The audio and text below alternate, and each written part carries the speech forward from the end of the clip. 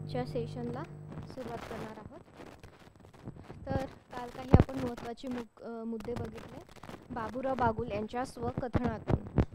तर ते स्वकथन आज आपण पुढे बघणार आहोत की त्यांचं एकंदरीत ते समीक्षक होते आणि समीक्षकांच्या नजरेतून जे काही त्यांचं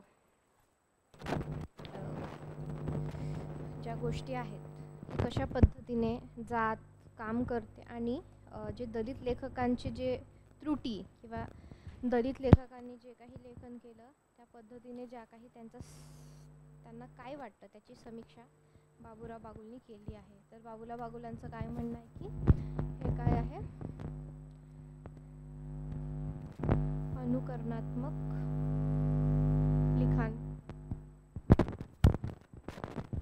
बाबूराव बागुलांनी दाखवलं की काही दलित लेखक किंवा बऱ्याच दलित लेखकांमध्ये असं उच्चवर्णीयांमधून किंवा वरच्या वर्गीयांकडनं जे काही आहे अनुकरणात्मक लेखन लिहिला गेलेला आहे किंवा तोच तो विषय जो काही आहे राहिलेला आहे. त्यातल्या त्यात आंतरजातीय विवाहांचा किंवा प्रेमकथेचा जो काही विषय तो मासिकांमध्येही राहिलेला आहे आणि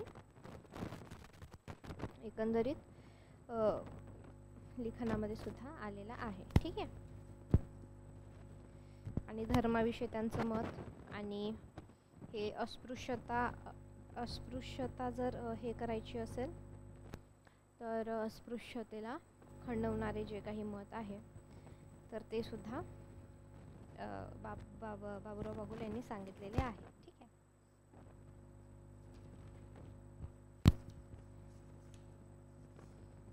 तुम्हाला काही याच्यावर शंका असेल तर मला इथे विचारू शकता. ठीक आहे.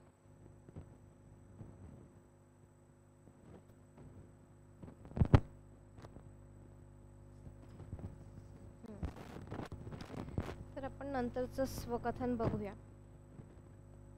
काय आहे ते. ठीक आहे. स्वकथनाची सुद्धा रिव्हिजन करायची महत्त्वाची आहे कारण लेखकातूनच आपल्याला लेखकाच्या कविता कळतं. कारण आपल्याला त्याचं काय कळतं, व्यक्तिमत्व कळतं की तो व्यक्ती कसा आहे, त्याच्या विचारधारा कशा आहेत, त्याच्या समाजाप्रती जे काही असलेलं आकलन किंवा त्याला समाजाविषयी काय वाटतं, तो कोणत्या समाजातून आलेला आहे, ह्या सगळ्या गोष्टीवरून आपल्याला त्याची जी कुठली साहित्यकृती आहे, मग कथा असेल, कादंबरी असेल किंवा इतर काही असेल तर ते समजायला आपल्याला मदत होते. ठीक आहे.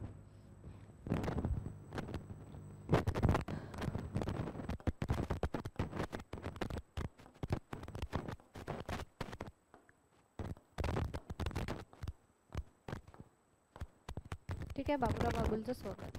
आता बघा काय म्हटलेलं आहे, तिकडे सर्व पक्ष कोणी हळहळत तर कोणी खूप खुश होऊन यादवी तटस्थ होऊन पाहत होते आणि मला यादवी पाहावत नाही. यादवी करणारे कोण आहेत, यादवी सुरुवात का झाली, जसं आपण यादवी युद्ध म्हणतो, त्याच्यात फायदा कोणाचं, काय करायला पाहिजे, कम्युनिस्ट, काँग्रेस, सोशालिस्ट काय भूमिका घेतात, त्यांनी दलितांना साथ कशी दिली पाहिजे याचे आराखडे माझ्या डोक्यात येत होते. मी माझे विचार बोलत होतो पण यादवी थांबत नव्हती. तिला निर्णायक रूप येत होते. मला वाटत होते येथे कम्युनिस्टांनी अथवा सोशालिस्टांनी निर्णायक भूमिका घ्यायला पाहिजे. मार्क्सवाद हा दैन्य, दुःख, दास्याच्या विरोधी आहे. म्हणजे तो जसा भांडवलशाहीच्या, साम्राज्यशाहीच्या विरोधी आहे तसाच तो वर्णव्यवस्थेच्याही विरुद्ध आहे. म्हणून ह्या डाव्या पक्षांनी अस्पृश्यतेचा प्रश्न उठवावा. हा प्रश्न कसाही उठवला तरी तो एकाच वेळी आर्थिक, राजकीय, सांस्कृतिक व सामाजिक संघर्ष उभे करतो. भारतीय क्रांतीचा खराखुरा लढा अस्पृश्यता उच्चाटनाच्या लढ्यातून विकसित होणारा आहे आणि म्हणून शूद्र, अतिशूद्र समाज हा केंद्र केला गेला पाहिजे, त्यालाच नेता मानले पाहिजे. तर बघा इकडे एक गोष्ट आपल्याला इथे नमूद करायची आहे की आपल्या भारत देशामध्ये आपण पाहतो की वेगवेगळ्या विचारी सरणीचे लोक आहे. मग त्याच्यामध्ये कोण आहे, कम्युनिस्ट आहे, समाजवादी, गांधीवादी, आंबेडकरवादी, अशा प्रकारचे जे काही आहे आपल्याला लोक पाहायला मिळतात. पण बाबूराव बागुल यांच्या मते काय आहे की कोणत्याही पक्षांनी जे काही फारसा दलितांचा विचार केलेला नाही, पण ही जी काही मार्क्सिस्ट आहेत किंवा मार्क्सवादी विचारसरणी आहे, तर ही यांचा कुठेतरी भांडवलशाही बरोबरच काय करू पाहते, ह्या घटकांचा जो काही आहे कुठेतरी काय करू पाहते, विचार करू पाहते असं आपल्याला दिसून येतं. ठीक आहे, कळतं तुम्हाला मी काय म्हणते. तर मग यांनी आमचा विचार करायला पाहिजे, दलितांना केंद्र मानायला पाहिजे आणि नेता सुद्धा याच्यातून आणलं पाहिजे. आणि मग त्यानंतर जे काही आहे आपल्या जे कोणी पक्ष किंवा सत्तेत येत गेलं तर त्यांनी सगळ्यांचा विचार करून बाकीच्या गोष्टी आराखडे योजना जे काही आहे मांडण्याचा प्रयत्न केला. म्हणजे त्यातलंच एक उदाहरण आहे आरक्षण, राखीव जागा वगैरे ह्या सगळ्या गोष्टी. ठीक आहे, आता जसं महात्मा गांधी म्हणतात की एखादं राज्य किंवा एखादा राजा किंवा एखादी जी काही व्यवस्था असते आपण चांगली केव्हा मानायची, तर तिथे लहानातल्या लहान, छोट्यातल्या छोट्या, मागासातल्या मागास जे काही घटकांचा जिथं विचार केला जातो त्यांना केंद्रबिंदू मानलं जातं, तर अशी व्यवस्था जी काही आहे ती चांगली समजावी असं महात्मा गांधी चे विचार आहे किंवा त्यांचं मत आहे. आता समोर बाबूराव बागुल काय म्हणतात ते आपण बघूयात. तर बघा, मी विचारत होतो भांडवलशाही साम्राज्यशाहीला विरोध म्हणजे नेमका कोणाचा पुरस्कार? सर्वाधिक दलित पीडित जनतेचाच पुरस्कार, म्हणजेच ग्रामीण जनतेचा पुरस्कार, म्हणजेच वर्णव्यवस्थेने निर्माण केलेल्या आर्थिक सामाजिक सांस्कृतिक रचनेला विरोध. हा विरोध जसा जाती संस्था मोडून काढतो तसेच शेतीची, समाजाची आणि संस्कृतीची पुनर्रचना मागतो. वर्गकलह हा आहे. साहित्यात येणारा वर्गकलह हाच यायला पाहिजे. महाडपाणी सत्याग्रह, काळाराम मंदिर सत्याग्रह हा केवळ पाण्याचा किंवा देवडांचा सत्याग्रह नाही, तर तो कशाचा सत्याग्रह आहे? सामाजिक सांस्कृतिक संघर्ष आहे. पाण्यासाठी किंवा देवळामध्ये जाण्याचा तो संघर्ष नव्हता जो बाबासाहेबांनी काळाराम येथे संघर्ष केलेला आहे. किंवा तर काय आहे की आम्ही माणूस म्हणून आमचाही तो अधिकार आहे, आम्ही कुठेही जाऊ शकतो, कुठलेही पाणी पिऊ शकतो, पाणी पिण्याचा, मंदिरात जाण्याचा आम्हाला अधिकार आहे. म्हणून तो काही फक्त केवळ पाण्यासाठी केला गेलेला किंवा मंदिरामध्ये जाण्यासाठी गेलेला लढा आहे का? नाही, तर तो एक सामाजिक, त्याला सांस्कृतिक तो संघर्ष आहे. त्याला सामाजिक सांस्कृतिक काय आहेत? संघर्ष आहेत, वर्गकलह आहे. आता हा वर्गकलह लोकशाहीचे सांस्कृतिकरण, सामाजिकीकरण मागतो की लोकशाहीत सगळ्यांचा वाटा कसा पाहिजे किंवा सगळेजण कसे पाहिजे? समान पाहिजे, सगळ्यांना माणसाची प्रतिष्ठेची मागणी करतो. पण हा वर्गकलह हा लेखकांची आपल्या लेखनातून प्रकट केलेला नाही. हा दृष्टिकोन आपणच मांडला पाहिजे, पण तो अतिशय वरच्या पातळीवरून मांडला पाहिजे. पण कसा? आता त्याला सर्व संदर्भ दिले पाहिजेत. कलाकृतींना केवळ भावनांचा नाही तर शास्त्रीय ज्ञानाचा पण आधार दिला गेला पाहिजे. लेखकांना सर्व बाजूने ज्ञान पाहिजे, आकलन पाहिजे. आणि मी कथा, दीर्घकथा लिखनाचे ठरवले, त्यासाठी आराखडे तयार केले गेले. माणसे, स्वभाव, त्या व्यक्तींच्या हालचाली, खोडी निश्चित केल्या, अनेक वैचारिक सूत्रही निश्चित केले असे. आता जातीच्या संघटना जेव्हा बहुसंख्य आहेत, सबल आहेत, सधन आहेत, त्यांना सत्तेवर जाण्यासाठी उपयोगी ठरतात, हे केवळ एक बौद्ध सुरक्षित तरुणांचं आकलन होतं. आता त्याचप्रमाणे दंडसत्ता व जातीपाशीच्या स्थिर करण्याच्या देखील जातीच्या संघटना मूल्य सहाय्य करतात. म्हणजेच काय की लोकशाही जाती संघटना मजबूत करीत स्वतःलाही खतम करते, असं बाबूराव बागुल यांचं म्हणणं आहे. आता बघा, आता सत्ता एका बहुसंख्य जातीच्या हाती स्थिर झाली की इतर दुसऱ्या अल्पसंख्य जातीही आपल्या संघटना करू लागतात. म्हणजे एका विशिष्ट जमातीची एक समजा संघटना झाली तर उर्वरित लोक काय करतात? उर्वरित समजा वेगवेगळ्या जाती ते सुद्धा आपापल्या काय करतात? संघटना करतात. त्यानंतर सत्तेवर यायचे असते, त्यांना सुद्धा सत्तेवर यायचं असते. त्या बौद्ध तरुणांना हे अमान्य असते, पण त्याच्या बापाला, चुलत्याला आणि त्याच्या भावांनाही जातीची संघटना केली पाहिजे असे वाटते आणि तसे कार्य सुरू करतात. संघर्ष सुरू होतात. गुडाचे व्यापारी गुडप्पा कुलकर्णी आपल्या अस्तित्वासाठी धडत असतात. आता हे बघा, हे जे वर्णन आहे, जेव्हा मी जात चोरली होतीची जी काही कथा आहे त्याचं वर्णन बाबूराव बागुल, त्याचं स्पष्टीकरण जे काही आहे बाबूराव बागुल देतात. तर जे बहुसंख्य आहेत त्यांच्याशी मिळते जुळते घेतात. त्यांचा मुलगा संजय आणि मुलगी कल्पना यांना हे धोरण आवडत नाही. कल्पना सोशलिस्ट पार्टीशी संबंधित असते आणि बौद्ध तरुणांशी मैत्री असते. ते दोघेही इलेक्शनच्या वेळी ताजी होणारी वैरे, हिंदू मानसिकतेतून प्रकट होणारे जातीय अहंकार, जातीय तिरस्कार, तुच्छता बघत असतात. ते दोघे बोलत असतात. घडणारी भांडणे, जातीय तिरस्कार, अहंकार पाहून त्यावर मात करण्यासाठी जे काही आहे लोकशाही वैचारिकता काय, हे ठाई ठाई बैठका घेऊन सांगतात. त्या बैठका उधळल्या जातात. बौद्ध वाड्यात तर संजय कुलकर्णीला प्रश्न विचारला जातो, तुम्ही बौद्ध आहात काय, दीक्षा घेतली काय? नाही, तो नाही म्हणतो. त्याला विरोध होतो. पुढे तो बौद्ध होतो आणि त्याचा घरीही झगडा सुरू होतो. म्हणजे याला काय म्हणतात, एक प्रकारचा सांस्कृतिक संदर्भ, की एक प्रकारे बाबुराव बागुल जे काही आहे आपल्याला काय सांगू इच्छितात, की म्हणजे एखादा व्यक्ती बौद्ध नसेल, महार नसेल, त्याला असंच सगळ्यांमध्ये मिळून मिसळून राहायचं असेल आणि तो एका पर्टिक्युलर त्या वाडीमध्ये, महारवाडी, वाडी, वडारवाडी, तिकडे जाऊन समजा त्यांनी घर घेतलं, तो राहायला लागला, तर काय होतं की लोक त्याला पण प्रश्नचिन्ह करू लागतात, तुम्ही पण तेच का? तर तो म्हणतो नाही, मी ते नाही आहे. पण त्याच्यावर एक अशा प्रकारे त्याला फोर्स करतात की नंतर मग जे कोणी राहायला गेलं त्याला स्वतःहूनच वाटतं की आता आपण हे परिवर्तन करावं अशा प्रकारे. पण महार म्हणजेच बौद्धांना त्याचा विश्वास वाटत नाही. ते त्याला परकाच लेखतात. आपण तुम्हाला समजावून सांगते, हे ऐकून घ्या आधी. तर संजय वैतागतो आणि एक दिवस गाव सोडून जातो. काही महिन्याचे त्याचे पत्र येते. तो नक्षलवादी झालेला असतो. समाज बदलाने सादर विचार नसून हत्यार आहे हा विचार पत्रात असतो आणि बौद्ध तरुण विचार करत असतो. त्याला आस्ते आस्ते दूर केले जाते आणि तो तसा होत जातो आणि एक दिवस तो घराबाहेर जातो. त्याचे पत्रही येते. तो भिक्षू झालेला असतो.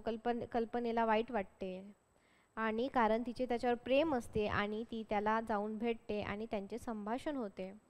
ती त्याला काय म्हणते बघते. आपण याच्या पूर्वी काय करू, थोडी पार्श्वभूमी समजून घेऊ. बघा, एक बौद्ध वाडा आहे समजा. एक संजय कुलकर्णी नावाची व्यक्ती आहे. तर कुलकर्णी म्हटल्यावर आपल्याला आडनावावरून लक्षात येते की ती ब्राह्मण आहे. मग ती शिकते, सवरते, तिला जे काही आहे जातीय जाणीवा, त्या व्यक्तीला जातीय जाणीवा कळतात. ठीक आहे. तर मग ही व्यक्ती इथे जाऊन राहते. तर मग बाकीचे जे लोक आहेत, बाकीचे दुसरे ब्राह्मण लोक किंवा इतर लोक याला काय करतात, तू कोणत्या जातीचा? मग तू बौद्ध वाड्यात, महार वाड्यात राहतो म्हणजे तू त्याच जातीचा. तो म्हणतो नाही, मी नाही आहे. मग त्याला तसं फोर्स करतात आणि मग ही बाकीची जनता पण काय करते, मग फोर्स केल्यामुळं काय होतं की त्याला खूप राग येतो किंवा एकंदरीत जे शिक्षणाच्या ह्याच्यामुळून त्याचे जे काही संस्कार झाले, तर मग तो काय करतो, बौद्ध धर्म स्वीकारतो. ठीक आहे. मग पण आता यांनी हे स्वीकारलं, पण बाकीचे लोक इथले पण त्याला एक्सेप्ट करत नाहीये. कारण काय आहे, जर यांनी फक्त स्वीकारलेलं ॲक्च्युअलमध्ये बौद्ध नाही, मग हे पण याचा तिरस्कार करतात आणि ही जात पण तिरस्कार करते, ही पण जात. मग तो काय करतो, पडतो, नक्षलवाद्यामध्ये जातो. नक्षलवादी होऊन मग परत भिक्षू होतो आणि मग त्याच्यावर त्या काळामध्ये एक प्रेम करणारी असते, तिचं नाव असते कल्पना. मग ती हे सगळं ऐकते, तिला वाईट वाटतं. मग एक दिवस त्यांची काय होते, भेट होते. ती त्याला जाऊन भेटते. आता काय संभाषण होते बघा. माझे तुझ्यावर प्रेम होते. ती म्हणते माझे तुझ्यावर प्रेम होते. मग तो म्हणतो संजय, माझेही होते. बोलला का नाहीस? कसा बोलू? एकतर तू ब्राह्मण आणि माझ्या मित्राची बहीण सोशालिस्ट. तू का बोलली नाहीस? आता बोलते. आता काय उपयोग? का? मी भिक्षू झालोय. म्हणून काय झाले? मी सोशलिस्ट आहे. संजय कम्युनिस्ट आहे. तसा तू बौद्ध आहेस. आमचा एक विचार, तुझा एक विचार. मी लग्न करू शकते. संजय करू शकतो. तूही करू शकतोस. मी भिक्षू आहे. उपयोग काय होणार? तुझे कोण ऐकणार? तुझी जात कोण विचारणार? कोण ऐकणार? भांडवलशाही प्रधान समाजात तू काय भूमिका घेणार आणि काय प्रस्थापितांना कशी आवडणार? ह्या कथेचे नाव आहे कोंडी. म्हणजे ही याच्यातली नाही आहे. जेव्हा मी जात चोरली नाही, एक दुसरी जी बाबुराव बागुलांची कथा आहे त्याच्यातली. तर त्या कथेचं नाव आहे कोंडी. तर बघा, तुम्हाला त्या कोंडी कथेतले पात्र आता इथे भेटून गेलेले आहेत, मिळालेत. कोंडीमध्ये कोण कोण आहे? संजय, कुलकर्णी आणि कल्पना. लिहून घ्या. कोंडी. तर कोंडी कशा प्रकारे झाली? अशा प्रकारे ते कोंडी झाले. हे लिहून घ्या, दोन पात्रांची नावे.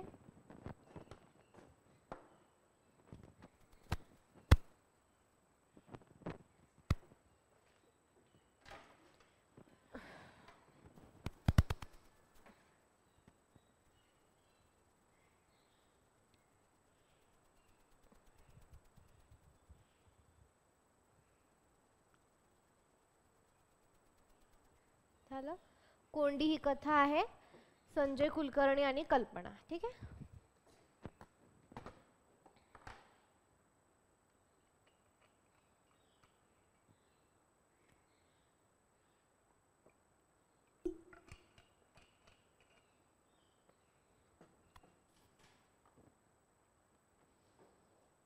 नंतर उडी दिले, नंतर म्हातोर दिले आणि नावाचा विचार करत असता तर ही कथा राहून गेली, गहाड झाली. पण पुढे कादंबरीच्या रूपाने कोंडी ह्या नावाने अर्धी अधिक छापून आली, अर्धी अधिक. त्यावेळी ती एकदम वेगळी झाली आणि नवीन पात्रे त्यात आली आणि कल्पना कुलकर्णी समता झाली होती. पुष्कळ बदल झाले, म्हणजे सुरुवातीला लिहिले गेली आणि नंतर मग काही बदल झाले.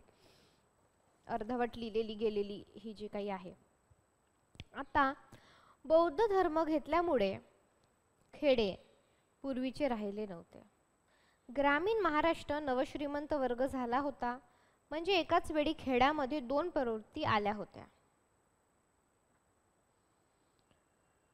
कारण बौद्ध धर्म स्वीकारल्यामुळं काय झालेलं आणि बाबासाहेबांनी धर्मांतर जेव्हा केलं तर त्यांनी पहिलं सांगितलं होतं की गावे सोडा, तुम्ही जे जातीनिहाय काम करता ते सोडा, शहरात या, दुसरं काय भेटेल ते काम करा, शिक्षण करा, व्यवसाय करा, काही करा, पण तुमची जी काही जातीनिहाय काम आहे ती सोडा. त्यानेच तुम्हाला काय होणार आहे, प्रतिष्ठा प्राप्त होणार आहे. आणि मग त्याच्यामुळं काय झालं की एका खेडेगावामध्ये दोन प्रवृत्ती आपल्याला दिसू लागल्या. एक होती आंबेडकरी सांस्कृतिक क्रांती आणि दुसरी होती सरकारी मदतीतून येणारी भांडवली प्रवृत्ती. एकीला खेड्याची मानसिकता होती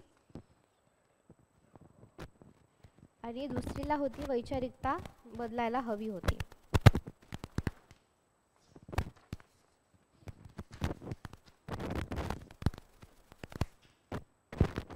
तर बघा त्यानंतर काय झाले आपण बघू. ठीक आहे. तर बघा आता म्हणजे त्यातून अविरोध नफा साठतो आणि स्वस्तात मजूर मिळतो आणि दोन्ही प्रवृत्ती स्वाभाविक आहे आणि भिन्न आहे. त्याचे स्वार्थही समान नाहीत, वर्गचेतनाही भिन्न आहे. इथे ग्रामीण भागातील प्रत्येक खेडे विचाराच्या पातळीवर दुभंगून जायला पाहिजे. बौद्ध आणि गावातील गरीब एकत्र यायला पाहिजे, म्हणजे लोकशाही समाजवादीची चळवळ पुढे जाते. पण गावातील सधन वर्ग जातीच्या जोरावर अशी एकी होऊ देत नाहीत. सधनाला जात आणि स्वार्थाला उपयोगी पडते, पण निर्धनांना मात्र ती उपयोगी पडत नाही. म्हणजे इथं काय म्हटलंय की जो श्रीमंत व्यक्ती असतो त्याला जात कामी पडते, पण जो गरीब व्यक्ती असतो त्याला जात कामी पडत नाही. तर कसं बघा, श्रीमंत व्यक्तींना जात कामी कसे पडते, त्याच्यात सत्ता संघर्ष आहेत त्यांचे सत्तेत येण्यासाठी. आणि गरिबांचे काय आहे, गरिबांचे रोजचं त्यांचं जीवन आहे, रोजमर्रा जीवन काय आपण पाहिलेलं आहे. काय मूलभूत गरजा, अन्न वस्त्र निवारा. ठीक आहे, अन्न वस्त्र निवारा ही त्यांची हे आहे. तर तेव्हा त्यांनी जात सोडली पाहिजे हा विचार ह्या कथेमध्ये मांडलेला आहे नंतर. आणि हा कथेचा नायक रस्त्यावर काम करणारा मैलकुली होता. ही कथा मी प्रकाशनासाठी पाठवू शकलो नाही. म्हणजे प्रत्येकच लेखक असा असतो त्याच्या जीवनामध्ये की तो बरंच लिहितो, फाडतो, फेकतो, जाळतो, हरवतो. असं करत करत जो काही आहे प्रत्येक कवी लेखक बनत असतो. म्हणजे असं कधी नसेल झालं की सगळ्यांनी सगळ्या कविता पहिलेपासून साठवून ठेवल्या, लिहिल्या, चुरगळल्या, फेकल्या. म्हणजे बहिणाबाईंचं पण आपण त्याच्यात उदाहरण बघू शकतो. तसं बागुल्यांचं पण आहे. आता ह्यानंतर मी भाषण नावाची एक कथा लिहिली. कथालेखन प्रकाशित झाले नव्हते. कधी एकदम गोंधळून जाणारा, काही न बोलू शकणारा पण चर्चा उत्तम करणारा, अशी मला कीर्ती मिळत चालली होती. एकदा एक बौद्ध तरुण मंडळाच्या आंबेडकर जयंतीला मी बोलण्यात आले आणि मी भीषण भाष्य केले. मला वाटले आपण फार उत्तम बोललो, पण माझे भाषण ऐकून लोक फार अस्वस्थ झाले होते. फाटाफूट का झाली याचं मी संशोधन सांगितलं. पुढे मी केलेले संशोधन आणि ते भाषण आणि नंतर झालेली प्रश्नोत्तरे ह्यावर मी कथा लिहिली होती. गोष्टीची सुरुवात अशी होती, त्यांनी नंतर जी कथा लिहिली, काही छापल्या गेल्या, काही छापल्या गेल्या नाही. आता गोष्टीची सुरुवात कशी होती बघूयात. तो भडवा आक्षेप लय पैसे खातो. आध्यक्ष असं नाव आहे. लय म्हणजे किती, त्याला हिशोबच नाही. प्रत्येक महिन्यात किती जमतात, प्रत्येक महिन्याला कोण देतं त्याला पैसे. वाघाकडं गाय राखोडी. मग जयंतीला हो किती जमतात रुपये, 1000, 10,000, 10,000, 1,000-2,000 जयंती होते. करते,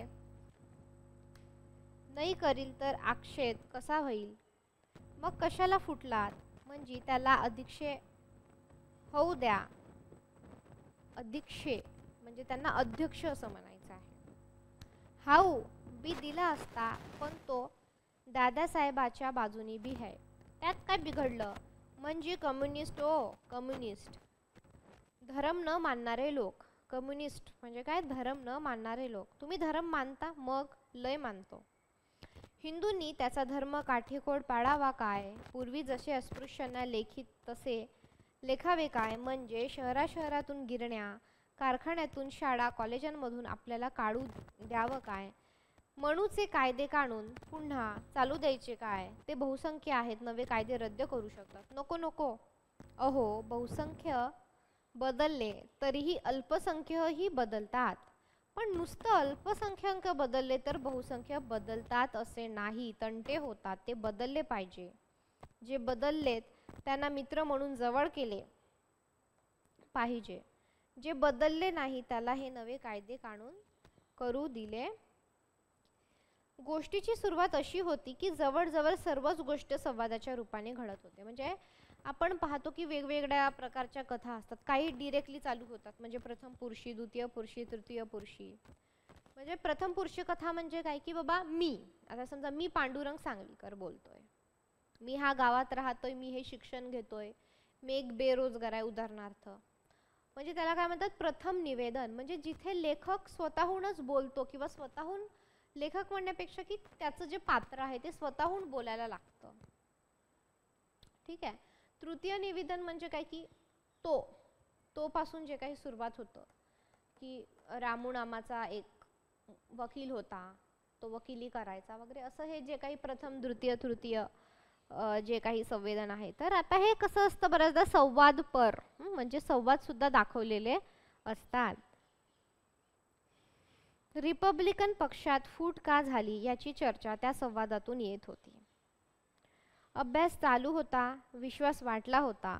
ललित लेखनाबरोबर इतर विषयाचे वाचन खूप करीत होतो. तत्वज्ञान, चरित्रे, इतिहास आणि इतर शास्त्रीय ज्ञानाची पुस्तके वाचत होतो. माझी वैचारिकता, मानसिकता तयार होत होती. लिहिण्यासाठी बोलण्याची उत्सुकता वाढत होती.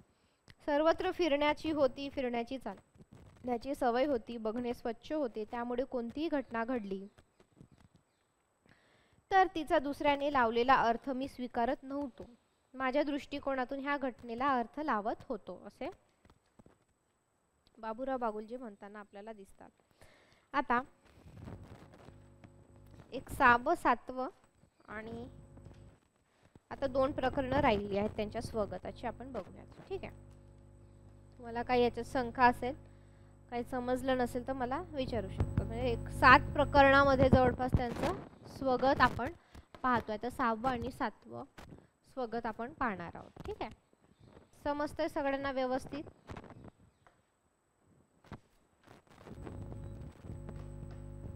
तर बघा,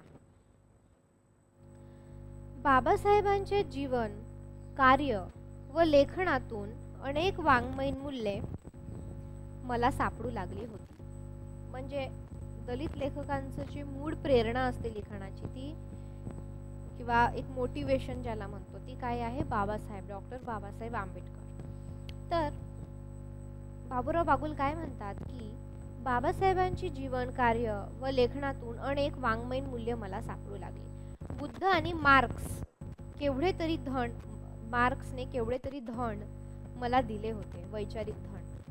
नकार, विद्रोह, दुःखाची जाणीव, माणसाची महात्मता, ज्ञान, विज्ञान, निष्ठा, अनात्म, गतिवाद, करुणा, बंधुत्व, वीरत्व इतकी मूल्ये मला प्राप्त झाली होती. कोणाकडून? बाबासाहेब आणि कार्ल मार्क्स.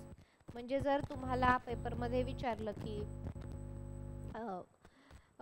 बाबुराव बागुल यांची प्रेरणास्थान आहे तर डॉक्टर बाबासाहेब आंबेडकर आणि कार्ल मार्क्स. ठीक आहे, कार्ल मार्क्सचं नाव लक्षात ठेवायचं आहे. व्यक्ती म्हणून तर अनेकांनी संस्कार केले होते. लहानपणी गांधीजींबद्दल ते पुढारी मंडळीकडून ऐकत होतो ते चुकीचे म्हणून टाकून दिले होते आणि गांधीजीबद्दल आपलेपणा आदर वाटू लागला होता. त्यांच्या कार्याचे महत्त्व लक्षात आले होते. मार्क्स, बुद्ध, मार्क्स, आंबेडकर, गांधी, आंबेडकर असे भांडण आहे असे मला वाटत नव्हते. पंडित नेहरू, रॉय, राहुल सांस्कृत्यान, लक्ष्मण शास्त्री जोशी, आचार्य जावडे, इतरही लेखक माझे आवडते लेखक झाले होते.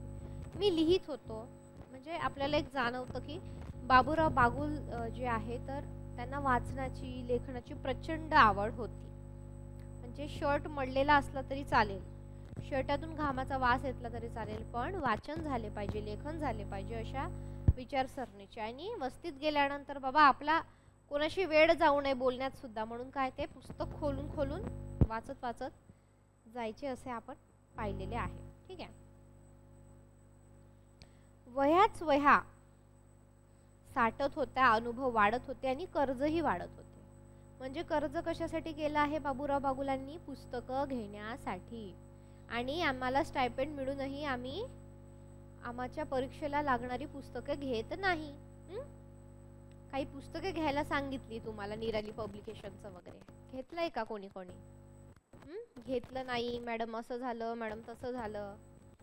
तर बघा, तर बाबुराव बागुल आपल्याकडे कर्ज कशासाठी काढतात? लग्नासाठी काढतात. शिक्षणासाठी काढणारे फार कमी आहेत. लग्न, मिरवणुका, हे करा ते करा, ह्यासाठी काय आहे आपल्याला, आपल्याकडे जनरली ह्या गोष्टींसाठी कर्ज काढतात. बाबुराव बागुल, बाबासाहेब असतील, हे यांनी कशासाठी पैसे घेतलेले आहेत उधारी? पुस्तकांसाठी.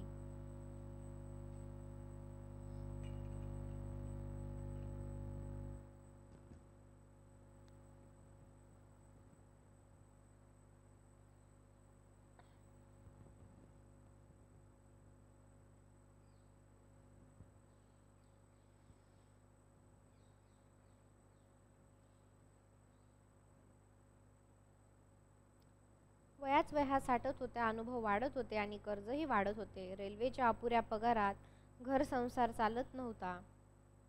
ते रेल्वेमध्ये काम करायचे बाबुराव बागुल आणि जेमतेम पगारामुळे काय आहे, घर संसार व्यवस्थित चालत नव्हता. रेल्वे सोडावी, लेबर कॅम्पातील खोली सोडावी असे वाटत होते. पण बेकारीच्या इतक्या यातना, इतकी दुःख सहन केली होती की ती सोडायची इच्छाही होत नव्हती.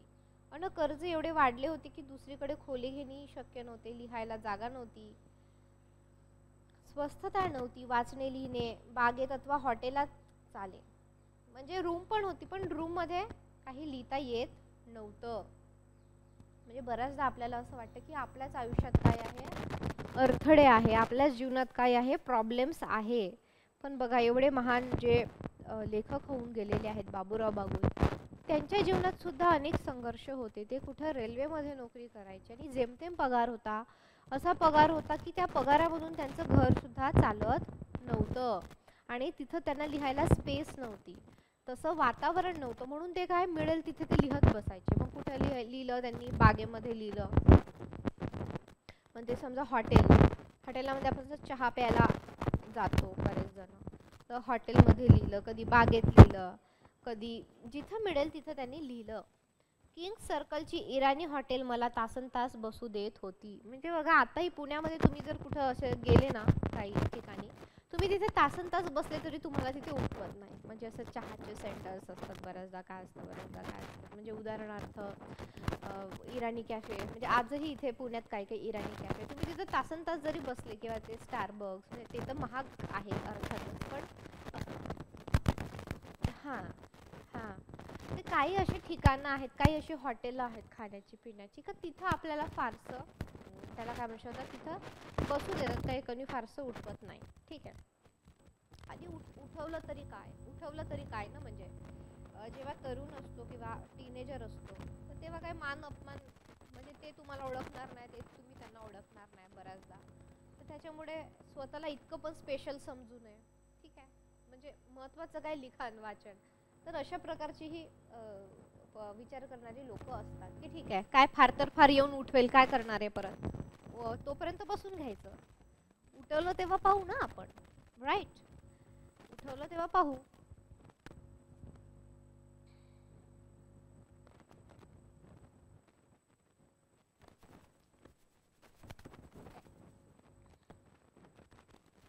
मनात खूप खडबड होते. ते ह्या खडबडीला कारण जशी माझी आर्थिक गरिबी होती, कुचंबणा होती, तशीच माझे अनुभव, माझं वाचन, व्यक्त होण्याची अनिवार्य इच्छाही होती आणि माणसांबद्दल वाटणारी करुणाही होती.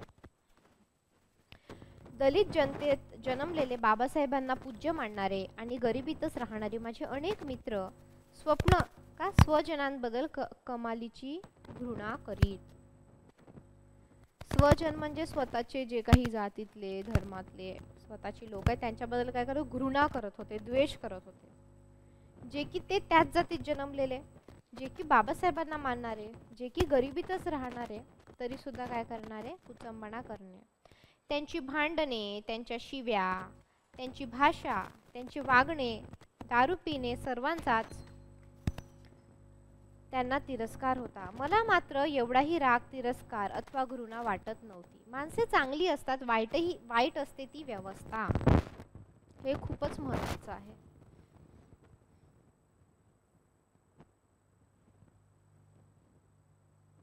बाबूराव बागुल काय म्हणतात बघा.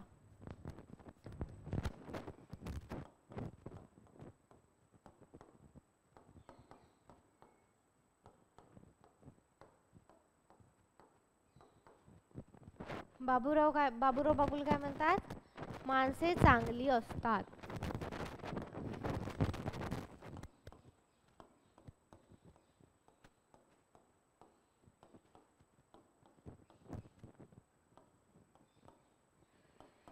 माणसे चांगली असतात, वाईट असते ती व्यवस्था. काय असते, वाईट व्यवस्था असते. वाईट असते ती परिस्थिती जी मन घडविते, स्वभाव घडविते. व्यवस्था असते, परिस्थिती असते.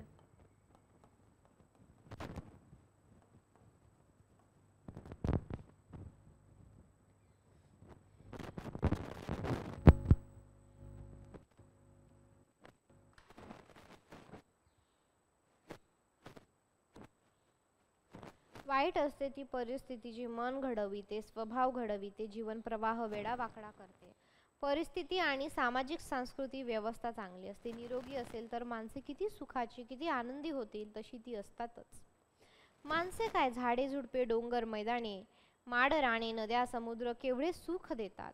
प्राण्यांच्या लीला किती आनंददायक असतात. नुसत्या जमिनीवर सरसडत जाणारा साप केवढे नेत्र सुख देतो.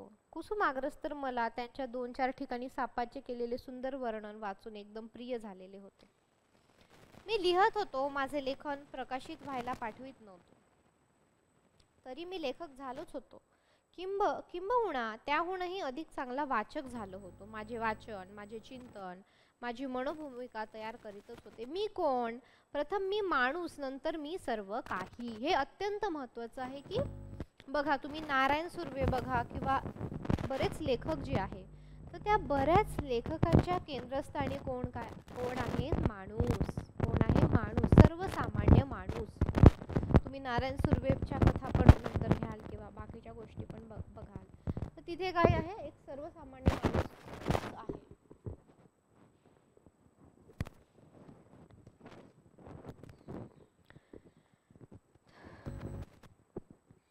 तर माणूस आहे.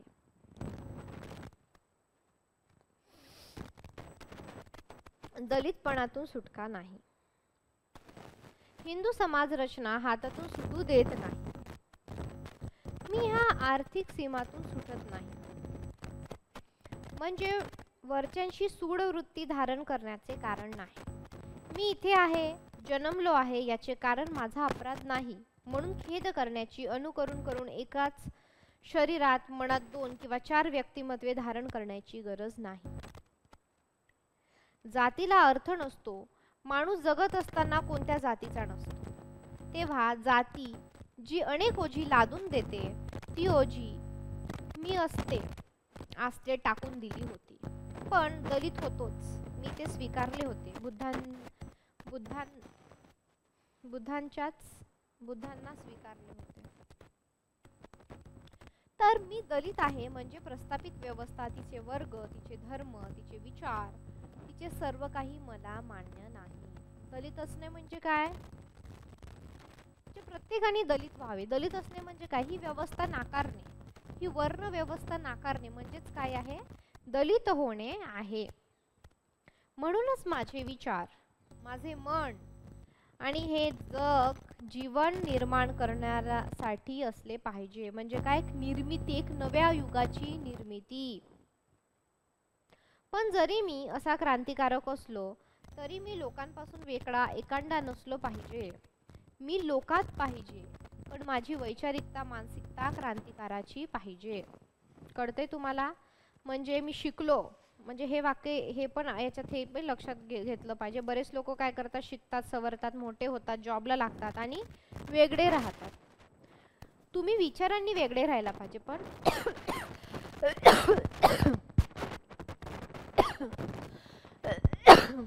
पण काय केलं पाहिजे? सॉरी, तुम्ही लोकात राहिलं पाहिजे. तर जर प्रस्थापित व्यवस्थेला विरोध नसेल तर माझी निर्मिती, तिचे वेगळेपण घेऊन येणार नाही. घटनेचा अर्थ नीट लावता आला नाही तर तो अनर्थ होतो. उदाहरणादाखल एक सामाजिक अत्याचार घ्या. अत्याचार एका स्त्रीवर झाला आहे. कायदा काय म्हणतो? एका स्त्रीवर अत्याचार झाला, करणारा हा आहे, संशय सिद्ध झाला की शिक्षा होईल. अत्याचार करणाऱ्याची बाजू घेऊन एक म्हणतो अत्याचार झालेला नाही, असे पूर्वीपासून चालत आलेले आहे. दुसरा म्हणतो असेच करावे लागते, नाही तर लोक पायरीने वागणार नाही, धर्म टिकू देणार नाही. तिसरा म्हणतो ती तिथं गेलीच का?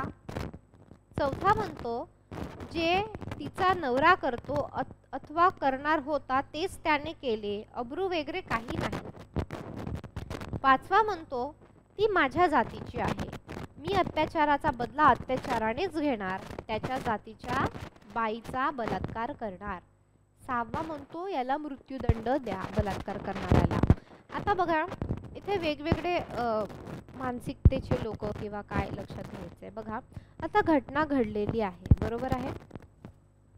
घटना घडलेली आहे, अत्याचार झालेला आहे, लेखकाला त्यावर लिहायचे आहे, त्याचे कलात्मक वर्णन टिकणार आहे. भविष्यकालात जे साक्षी होणार आहेत, लोक कसे विचार करीत होते, तसा का करीत होते, त्यावेळची सामाजिक, सांस्कृतिक, आर्थिक स्थिती काय होती, माणसाकडे, स्त्रीकडे बघण्याचा दृष्टिकोन काय होता, घटना कशी घडली, त्या दोघांची स्थिती काय होते, नेमके काय घडले होते, कसे घडले होते, अशा प्रश्नाची उत्तरे देण्याची जबाबदारी असते. जेव्हा लेखक एवढी जबाबदारी स्वीकारतो तेव्हा तो पक्षपाती प्रवक्ता राहत नाही, तर तो शास्त्रज्ञ बनतो. पण शास्त्रज्ञ बनला की त्याला अत्याचार करणाऱ्याचा स्वभाव दाखवायचा आहे, तसाच अत्याचार सहन करणाऱ्याचा स्वभावही स्पष्ट करायचा आहे. स्वभाव घडविण्याला एकंदर परिस्थितीने, म्हणजे काही आहे, तिचे धर्माचे संस्कार स्पष्ट करायला हवे. धर्माच्या संस्कारातून वासना, विकार जे काही आहे आकार घेत असतात. तर बघा, हिंदू वर्ण व्यवस्थेचे अहंकार, तिरस्कार जे काही आहे, तुच्छता त्याच्यातली, तर हे वैशिष्ट्यपूर्ण संस्कार आहेत.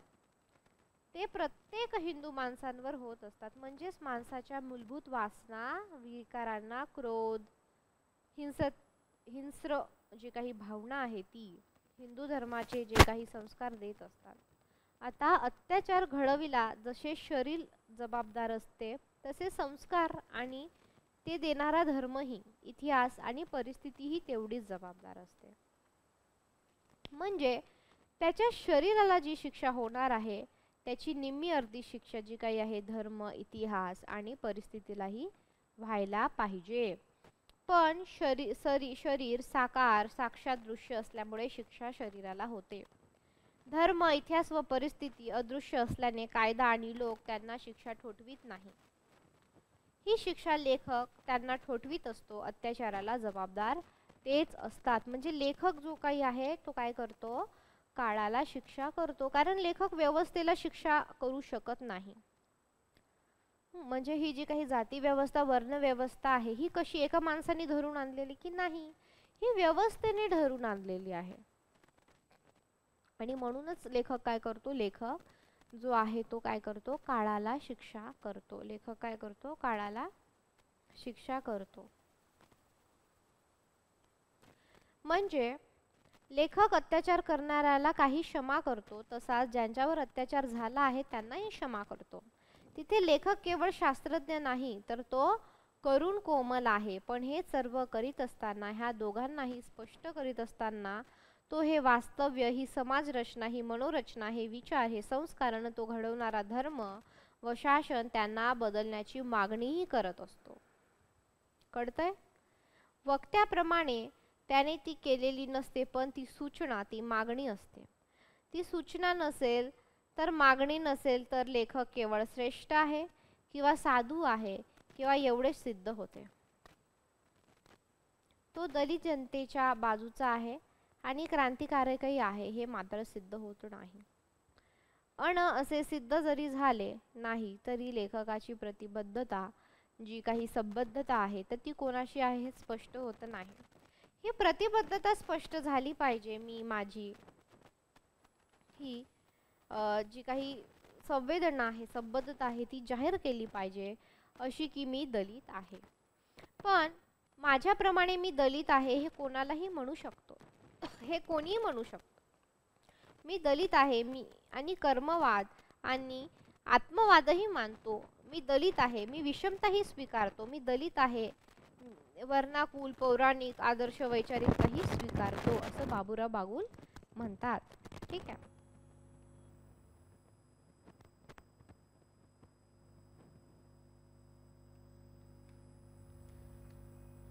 तर बघा पुढे जाऊन काय आहे, दलित साहित्याला अभिप्रेत असलेला दलित नव्हे, तर तो दलित साहित्यिकही होऊ शकत नाही. तर दुसरा हेही म्हणू शकतो की दलित आहे आणि मला माझा समाजवाद मान्य नाही. मी दलित आहे पण माझ्या साम्राज्यवादाला आणि त्याच्या स्वाभाविक कार्याला, वसाहती, युद्धे, आर्थिक साम्राज्य याला विरोध नाही, असे म्हणणारे कोणी असतील तर ते दलित साहित्यिक नाहीत. ते फक्त जातीने दलित आहे, आर्थिकदृष्ट्या दलित आहे. म्हणजे एक प्रकारे काय दलित होणे म्हणजे काय आहे, ती एक प्रकारची काय आहे, विचारसरणी आहे. एक प्रकारची काय आहे, विचारसरणी आहे. तर कला साहित्याकडे बघण्याचा आणि ते निर्माण करण्याचा जे काही आहे तो दृष्टिकोन आहे, हा दृष्टिकोन कोणीही स्वीकारू शकतो. त्याला जातीचे, आर्थिक स्थितीचे प्रमाणपत्र लागत नाही. विचार हृदय हे प्रमाणपत्र असावे लागते. म्हणजे दलित साहित्यातील दलितत्व आहे तरी काय मग, तर इथे लक्षात द्यायचं आहे. तर बघा, जे स्वराज्यात, लोकशाहीत, कामगार सत्तेतही सर्वसामान्य जनतेच्या बाजूचे असते, म्हणजे एकंदरीत काय की जे सर्वसामान्यांचा विचार करणारे असते, त्यातही संघर्षरत असते. माणसाचे महात्म्य, मुक्ती आणि माणूस म्हणून असलेली त्याची महान प्रतिष्ठा जी काही आहे त्याला प्राप्त करून देण्यासाठी जे लढत राहते ते म्हणजे दलितत्व. म्हणजेच काय की बाबा, एखादी व्यक्ती, सर्वसामान्य, कामगार, शोषित वर्ग, सगळ्यांचा विचार करणे आणि त्यांच्यावर जिथं काही अन्याय, अत्याचार, त्यांचे हक्क, हे सगळ्यांचा विचार करणारी, त्यांच्यासाठी लढणारी जी काही गोष्ट आहे ती म्हणजे काय आहे, दलितत्व. तर असं बाबूराव बागुल आपल्याला इथे म्हणताना दिसतात. म्हणजेच काय की सम्यक क्रांतित्व. भगवान बुद्ध ज्या अपार प्रेमाने, अप्रकाशितपणे, करुणेने माणसाकडे बघतो, त्याच अपार करुणेने प्रेम दलित साहित्य माणसाकडे बघते. अशा बघण्यातून, ह्या अपार प्रेम करुणेतून सम्यक क्रांतित्व साकारले. ते यासाठी की मानवी समाजाचा जो काही इतिहास आहे, तर हा अन्याय अत्याचाराच्या, युद्धाचा, पिडवणुकीचा, दडपशाहीचा जे काही अन्याय अत्याचार आहे तर त्याचा अहंकाराचा जो इतिहास आहे हा शेकडो वर्षाची जी काही घाण ग्रंथात शब्दात आणि मनामनात आहे, ही अस्पृश्यता, हे ह्या इतिहासाचे चिरंजीव अपत्य आहे असं बाबूराव बागुल म्हणतात. बाबूराव बागुल म्हणतात की अस्पृश्यतेचं जे काही आयुष्य आहे तर ते अस्पृश्यतेचं आयुष्य काय आहे, शतकांचं आहे. अनेक महापुरुष आले, त्यांनी सांगितले, लिहून ठेवले, पण त्यांच्या अनुयायांना हे दुःख दिसले नाही. ते पाहू शकले नाहीत लोकशाहीची असे होऊ नये. लोकशाहीचा विकास होणार नाही, तंत्र मंत्र ज्ञान विज्ञान वाढणार नाही, वर्ण व्यवस्था कोसळणार नाही. पण हे होत असताना मनूचा वारसदार हिटलर होऊ नये, फॅसिझमचा अवतार होऊ नये. फॅसिझम म्हणजे काय, मी तुम्हाला सांगितलं मागं, फॅसिस्ट वृत्ती, फॅसिझम किंवा फॅसिस्टवाद म्हणजे काय, म्हणजे काय, समूळ नष्ट करणे. म्हणजे जो हिटलर होता हा कसा होता, फॅसिस्ट. हिटलर खूप डेंजर होता, आपल्या सगळ्यांना माहित आहे की काय, काड्यांचा आपल्याला काय मूड त्यांचं नष्ट करायचं, म्हणून जिथं काळे दिसतील त्याला पकडा, त्याच्यावर रॉकेल टाका, त्याला जाळून टाका, त्याला दिसता क्षणी मारून टाका. म्हणजे इतकं त्याच्याबद्दल आपण काय म्हणू शकतो, इतका द्वेष होता हिटलरला. हिटलर आणि बाकी सगळ्यांमुळे आपण पाहिलं महायुद्ध झालेली आहेत वगैरे. तर हिटलरचा जो काही इतका द्वेष होता काळ्या लोकांबद्दल की जिथं कुठं काळे लोक मिळाले, दिसले, शूट देम असं त्याचा एक आदेश होता. ठीक आहे, फॅसिझम जे काही आहे ते, तर हे हिटलर फॅसिस्टवादी होता, फॅसिझम होतं. तर यांचा मूळच नष्ट करून टाका, हे नकोच आपल्याला, ही लोकच नको आहेत अशा प्रकारे. म्हणजे त्याला काय म्हटलेलं आहे, हुकुमशहा. म्हणजे काय म्हणतो, देश चालवण्याच्या वेगवेगळ्या पद्धती असतात. कोणत्या, राजेशाही, लष्करशाही, लोकशाही, हुकुमशाही. तर हुकुमशहा कोण होता, हिटलर. म्हणजे मला जसं वाटेल, मी जसं ठरवेल तसंच चालणार, लोकांचा तिथे विचार नाही, माझ्याप्रमाणेच सगळं चालणार आहे आणि मी हिटलर आणि माझ्या पद्धतीने सगळ्या गोष्टी चालल्या पाहिजेत. आणि जो माझ्यानुसार चालणार नाही तो गेला, म्हणजे त्याचा काय होणार, खून होणार, तो मारला जाईल. लोकशाही, समाजवाद यावा आणि तो आल्यानंतरही कोणाच्याही मनामध्ये आणि कुठल्याही शब्दात स्त्री शूद्रांचा तिरस्कार करणारा भाव उरू नये, आणि उरला तरी तो बघणारा संवेदनाक्षम सूर्यनेत्र असावा. हा संवेदनाक्षम सूर्यनेत्र म्हणतो म्हणजे साहित्यातील सम्यक क्रांतीच. मनामनाची नांगरणी करणारा बुद्ध म्हणजे सम्यक क्रांती ही झाली एक बाजू. तर अशा प्रकारे बाबूराव बागुल आपल्याला सांगतात. तर प्रत्येक लढा मग तो आर्थिक असो, सांस्कृतिक असो, राजकीय असो, हे लढे एकेरी असू नयेत.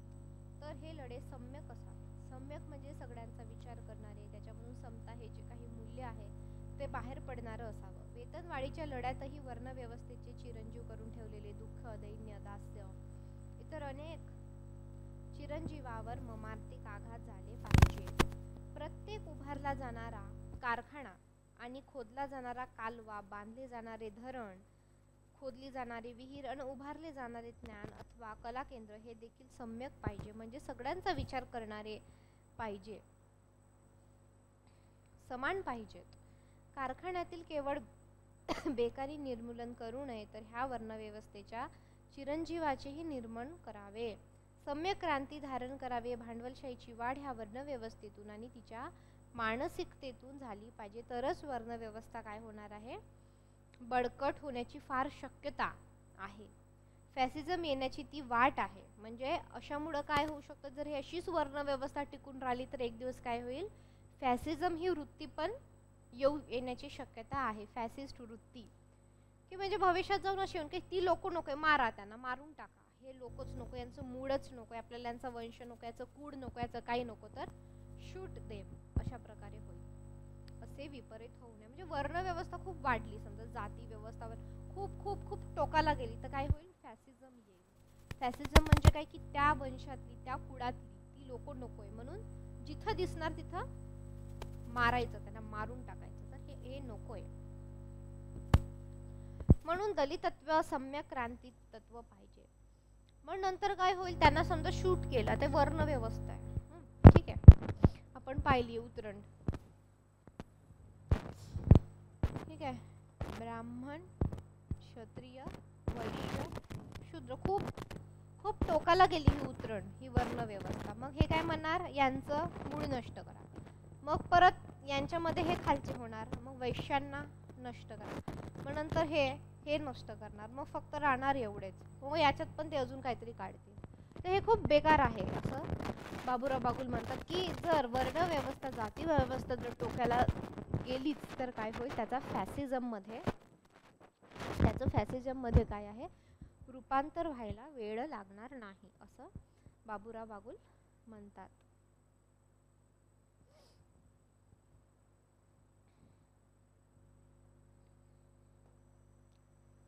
म्हणून दलितत्व सम्यक क्रांतीनेच झालं पाहिजे. यंत्र, तंत्र आणि अर्थशक्तीची वाढ आणि विकास वर्णव्यवस्थेच्या निर्दालनासाठी आहे. हा दृष्टिकोन, ही वाढ, हा विकास करताना बागडला पाहिजे. येथे मी जन्म घेतला म्हणून मला जात मिळाली, पण जेव्हा मी लिहू लागलो, माणसांचा विचार करू लागलो, तेव्हाच मी ह्या देशातल्या आणि जगातल्या सर्व दलित, उपेक्षित, वंचितांचा झालो. म्हणजे काय, बाबूराव बागुल एक दलित म्हणून जन्मले, पण जेव्हा ते जेव्हा त्यांनी लिहिलं, तर जेव्हा लिहू लागले म्हणजे काय, प्रतिनिधित्व करू लागले. आता समजा एखादी स्त्री लिहू लागली सामाजिकरित्या किंवा काही लिहू लागले, तर ती काय करते, इतर स्त्रियांचंही प्रतिनिधित्व करते. समजा उदाहरणार्थ आता मी लिहू लागली, मी असं लिहिलं की बाबा नोकरदार व्यक्तींबद्दल, म्हणजे नोकरदार म्हणजे जे काम करतात त्या स्त्रियांबद्दल मला काहीतरी लिहायचंय. म्हणजे कळत न कळतपणे काय करते, मी इतर स्त्रियांच्या सुद्धा, ज्या स्त्रिया नोकरी करतात त्यांचंही म्हणजे भावना, प्रश्न, व्यथा, वेदना, चांगलं वाईट मी त्याच्यातून लिहिते. म्हणजे काय की इतर स्त्रिया सुद्धा काय करतात, ते प्रतिनिधित्व करतायत. आणि एखादी साहित्यकृती वाचली का जाते किंवा इतकी का वाखडली जाते, तर त्याचं कारणच आहे की प्रत्येकाला वाटतं की ते आपल्याबद्दल आहे, आपलं लिहिलंय, आपलं दुःख मांडलेलं आहे, म्हणजे त्या यांचं. तर आता बाबूराव बागुल लिहित होते, तर मग त्यांच्या समाजातील लोकांना, मग महाराष्ट्रातल्या दलित लोकांना, मग जे भारतातले दलित लोक, शोषित वंचित वर्ग आहे त्यांना, आणि मग जगातले शोषित वंचित जे काही लोक आहेत त्यांना हे काय वाटू लागलं, हे लिखाण आपलं वाटू लागलं. कारण इथे काय आहे, हक्कांची, कर्तव्याची, शोषणाची, दुःखाची, दैनाची जी काही आहे भाषा बाबूराव बागुल करत होते. आणि काय करत होते, ह्या सगळ्यांच्या वतीने करत होते. तर सगळ्यांच्या वतीने करणं म्हणजे काय, प्रतिनिधित्व करत होते, कळतंय. त्यामुळे बाबूराव बागुल असे म्हणतात की जगातल्या सर्व दलित, उपेक्षित वर्गांचा मी झालो. मी तशा कथा लिहिल्या, मुसलमान, ख्रिस्ती, निग्रो हे माझे कथा विषय झाले. कारण हे यांच्यात सुद्धा आहे ना, निग्रो असतील, मुसलमान असतील, ख्रिश्चन लोक असतील, तर त्याच्यामुळे मी त्यांचंही झालो. त्यांच्यासाठी माझ्या मनातील सर्व प्रेम, कारुण्य, क्रोध प्रकट झाला. मी सर्वांचा झालो आणि त्याचबरोबर देशोदेशी दलितांसाठी, उपेक्षितांसाठी, वंचितांसाठी लिहिणारे, कार्य करणारे, लढणारे माझे झाले. आम्ही सर्व एक झालो. त्यांचा देश, त्यांचा धर्म, त्यांचा पक्ष काहीही असो, पण विचार एक आहे, असं बाबूराव बागुल. असं म्हणजे जरी ते दुसऱ्या देशामध्ये राहत असतील, दुसऱ्या राज्यात जरी, कारण त्यांची आणि माझी व्यथा दलित असल्यामुळं किंवा हे सगळं नाकारलं, ह्या व्यवस्थेने नाकारल्यामुळं काय ती नकाराची जी काही भावना, त्याच्यातून जी काही निर्माण झालेली भावना आहे ती एकच आहे. त्या पद्धतीने बाबूराव बागुल म्हणतात. आता करुणा आणि क्रोध एक आहे आणि केंद्र एक आहे आणि कार्यही एक आहे, दुःख, दैन्य, दास्य नष्ट करण्याचे. कळतंय. एक लेखक म्हणून स्वाभाविकपणे येणारी ही व्यापकता, विश्वमान्यता मी स्वीकारली आणि बोलू लागलो. तेव्हापासून वर्णाचे, जाती व्यवस्थेचे संस्कार, आंबेडकरी विचारांच्या आगीत जाळू न शकणाऱ्या काहींनी माझ्यावर टीका सुरू केली. ह्या टीकेची मला कीव येते. वाटेवरची ही माझी तिसरी किंवा चौथी कथा जी काही आहे ती प्रकाशित झाली आणि ही कथा आमच्या जातीची बदनामी करणारी आहे. ह्या लेखकांचा आम्ही जाहीर निषेध करणार आहोत. याचे लेखन प्रकाशित करू नका असे ह्या जातीभ्यामानी म्हणजेच वर्णवादी असलेल्या लोकांनी नवयुगचे संपादक आचार्य अत्रे आणि नवयुगचे कार्यकारी संपादिका शिरीष पै यांची भेट घेऊन सांगितले. तर बघा, तर याचा संदर्भ काय बघा. आता तुम्ही जेव्हा हे वाचणार, जेव्हा मी जात चोरली होती, तर त्याच्यामध्ये 10 कथा आहेत. तर त्या 10 कथेमधली एक कथेचं नाव आहे वाटेवरची. ठीक आहे, वाटेवरची आहे, गुंडा आहे, बोव्हाडा आहे, पेसूक आहे, दसऱ्याचा रेडा आहे.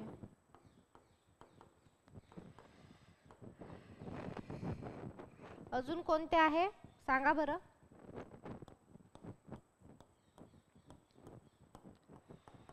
सहा. स्पर्धा आहे. 7 कोणती आहे, जेव्हा मी जात चोरली होती अशीच आहे.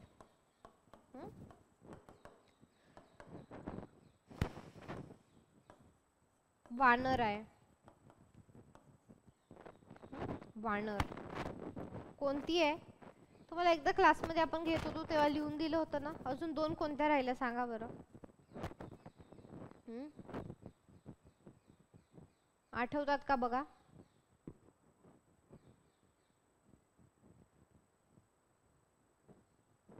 दोन कोणत्या आहेत अजून, प्रगती, रेणुका.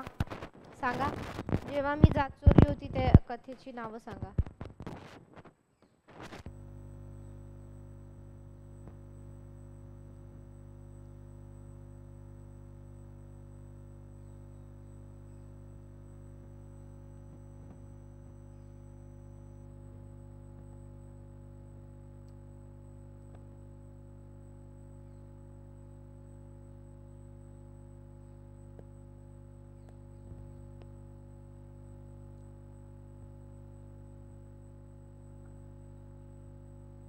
दोन आठवतात आहे का? 2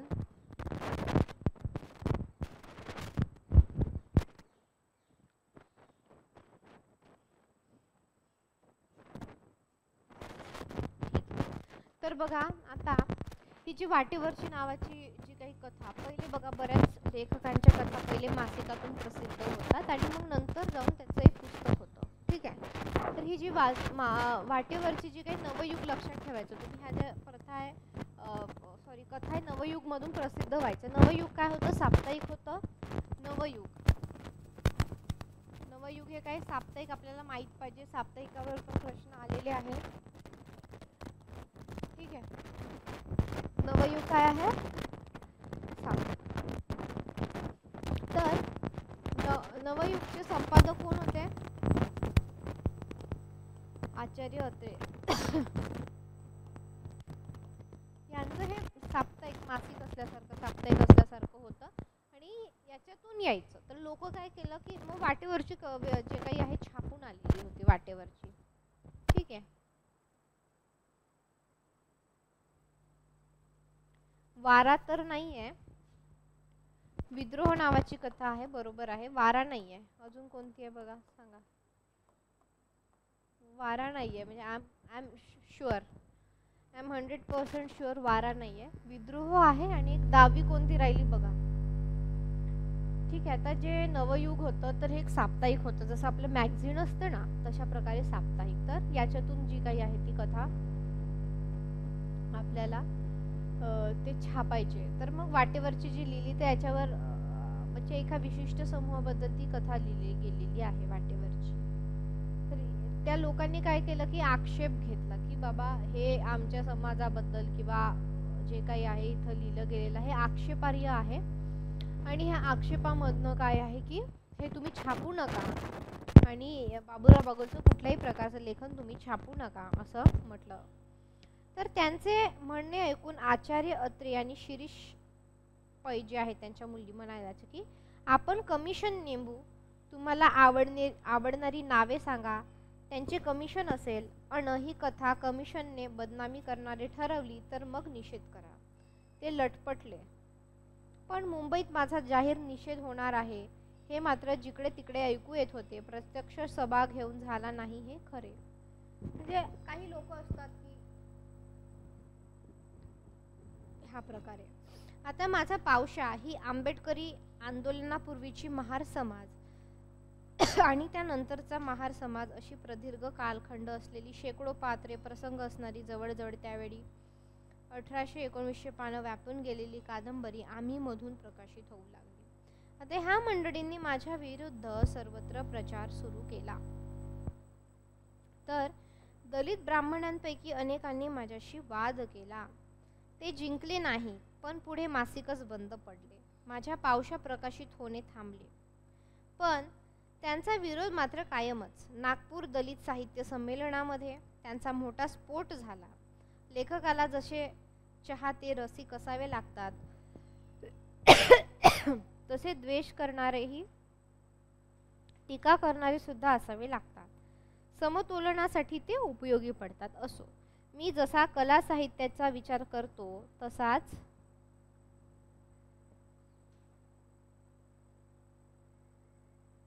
तसाच राजकारणाचा आणि अर्थनीतीचाही विचार करतो.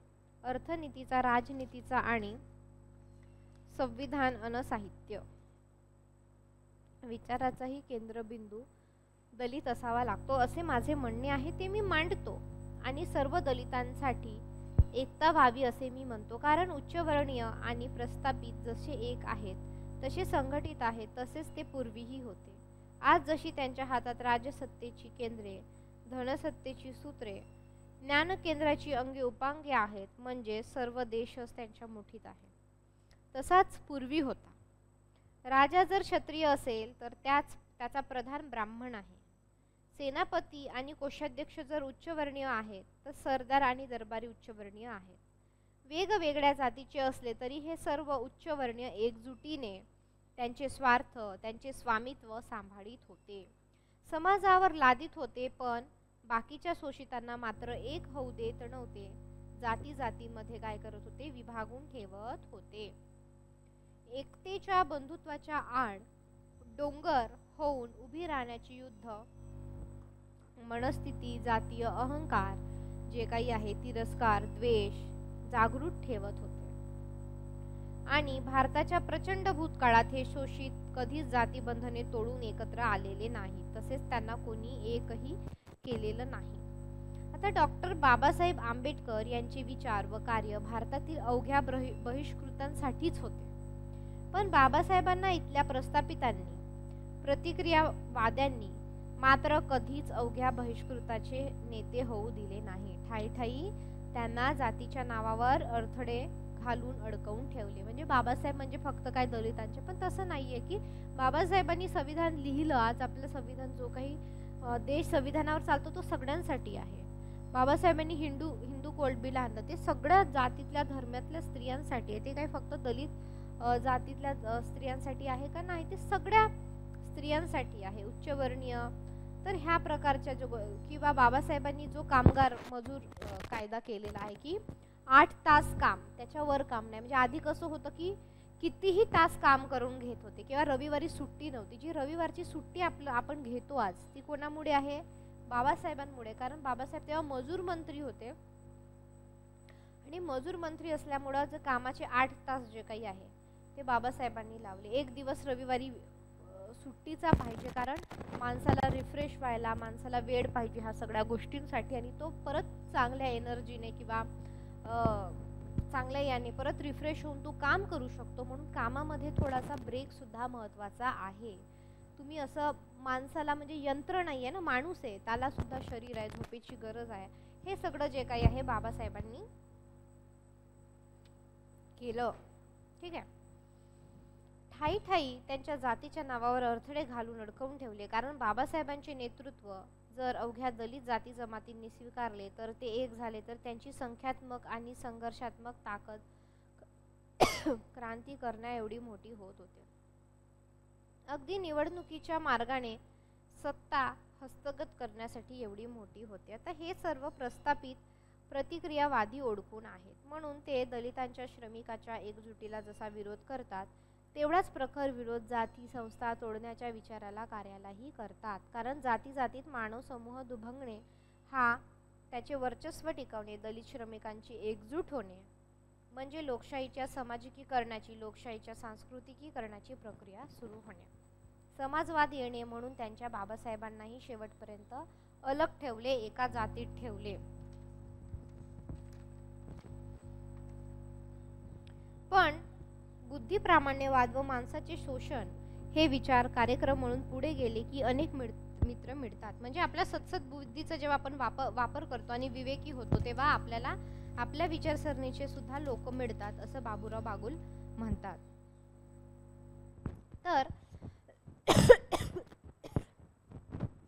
तर बघा, आता हे कार्यक्रम पुढे गेले की इथं असे मित्र मिळतात. तुम्ही जसं आता तुम्हाला एखादा विषय आवडत असेल, तुम्ही तिथं गेलं की मित्र कसे होतात की सारख्या विचारसरणीचे जे असतात ते आपल्याला दिसते की त्यांच्यात मित्रता होते. आता हे मित्र गतिवादी, भौतिकवादी, मार्क्सवादी, समाजवादी आहेत. हे काँग्रेस, कम्युनिस्ट आणि सोशलिस्ट पक्षात संघटित आहेत. हे आंबेडकर अनुयायी एकत्र येऊन दुःख, दैन्य, दास्य ह्या विरुद्धचा लढा पुढे नेऊ शकतात. पण ही समविचारवाल्यांची एकजूट होऊ नये असे आत्मवाद्यांना, ईश्वरवाद्यांना आणि बुद्धिप्रामाण्यवाद जे मानतात, म्हणजे आपली सतसत बुद्धीचा वापर करून घेतलेले निर्णय. आणि त्याचप्रमाणे ओसाड मान रानात राजा होणाऱ्या एरंडांनाही असं वाटते. अनेक शक्ती, अनेक व्यक्ती एकत्र आला तर त्या दुर्बलांचं जे काही आहे ते अस्तित्व धोक्यात येतं. त्यामुळे हे जे काही गट आहेत किंवा जातीय वैमनस्य आहे ते जोपासत असतात आणि फाटाफुटी जिवंत ठेवत असतात. जाती नष्ट होऊ नयेत असेच त्यांचे प्रयत्न दिसतात. कारण काय आहे, सत्ता संबंध, हितसंबंध. कळतंय? आता दलित जनतेला एक प्रतिबद्ध लेखक म्हणून आणि लेखकाची स्वाभाविकता म्हणून मी जात, गट, वर्तुळे पक्के करत राहण्याच्या धोरणाविरुद्ध आहे. कुठलाही लेखक हा सार्वत्रिक असतो, कारण त्याची व्यक्त होण्याची माध्यमेच मुळी सार्वत्रिक वैश्विक आहे. जसं की लेखन करणे, एक पुस्तक एका व्यक्तीपुरतं मर्यादित राहतं का? नाही. एक पुस्तक जर प्रकाशित झालं तर ते कोणीही विकत घेऊ शकतो, कोणीही वाचू शकतं. त्याला कोणाचे बंधन आहेत का? नाही. म्हणून काय म्हणतोय लेखक म्हणतो की व्यक्त होण्याची जी काही माध्यम आहे ती सार्वत्रिक आहे, वैश्विक आहे. पुस्तक, नियतकालिक हे सार्वत्रिक आहेत आणि त्यात येणारे लेखन थोर असले ते एका भाषेतून दुसऱ्या भाषेत, एका देशातून दुसऱ्या देशात जाणारे आहे आणि ते सर्वांना कळणारे आहे. त्याला कारण ते लेखन ज्यांच्यावर आहे तो माणूस मुळी सर्वत्र आहे.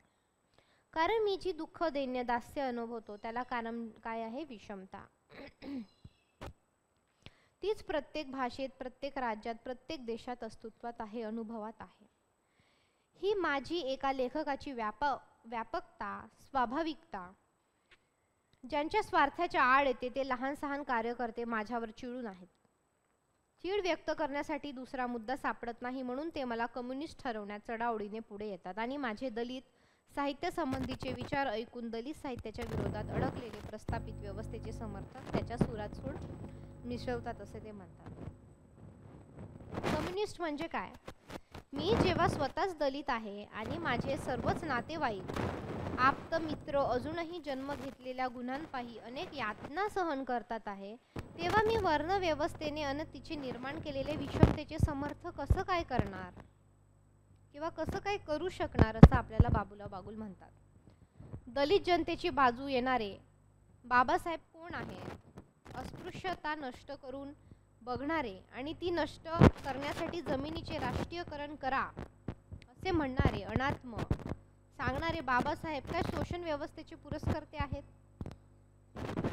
गेली शेकडो वर्षे वापरली गेलेली दुःखाची संकल्पना बदलून शोषण असा बुद्धांच्या दुःखाचा अर्थ लावणारे बाबासाहेब कोण आहेत? प्रस्थापितांच्या बाजूने शोषण व्यवस्थेचे प्रचारक नाही, बाबासाहेब परिवर्तनाचे अग्रणी आहेत.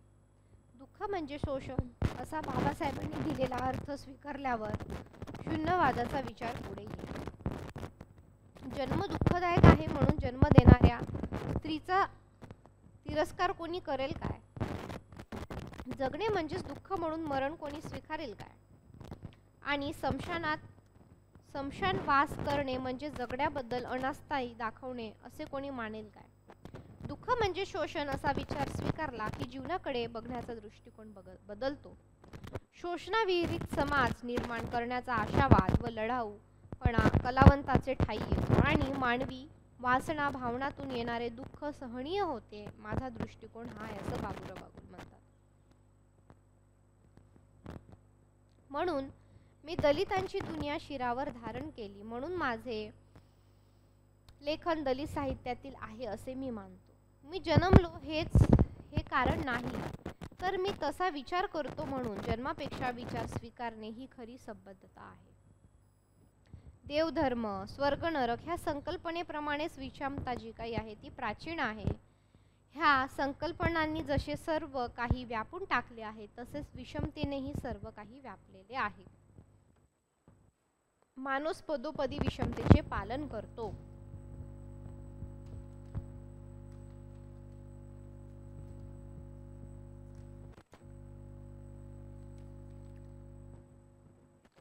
विरुद्ध असलेली विषमताही पाळतो, कारण विषमता देवाधर्माप्रमाणेच माणसाचे मर्म बळकावून बसलेली आहे.